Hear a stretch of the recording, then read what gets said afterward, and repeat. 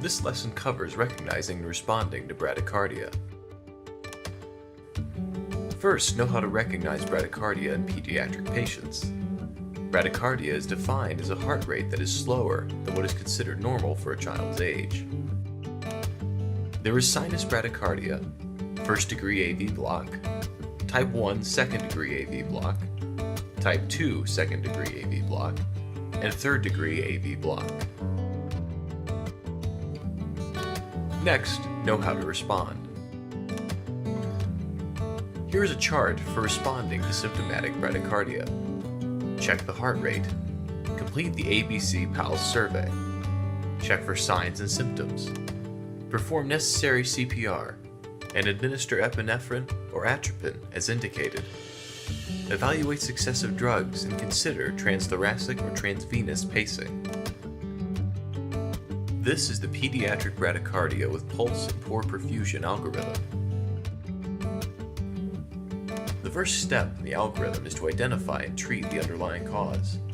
Be sure to maintain a patent airway and assist breathing if necessary. If victim is hypoxemic, administer oxygen. Use a cardiac monitor to identify rhythm, monitor blood pressure, and pulse oximetry. Obtain an IO/IV access and assess a 12-lead ECG. Next, evaluate the persistent bradyarrhythmia. Is it causing hypotension, acutely altered mental status, and/or signs of shock? If the answer is no, monitor and observe the victim and consider a specialist consultation. If the answer is yes, begin CPR if heart rate is less than 60 beats per minute, with poor perfusion despite adequate oxygenation and ventilation.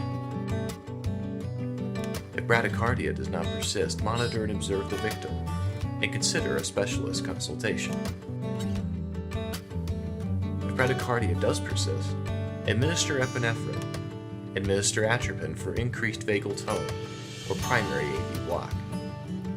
Consider transthoracic or transvenous pacing and treat the underlying causes. If pulseless arrest develops, begin pediatric cardiac arrest algorithm. That's all for bradycardia. Next is tachycardia.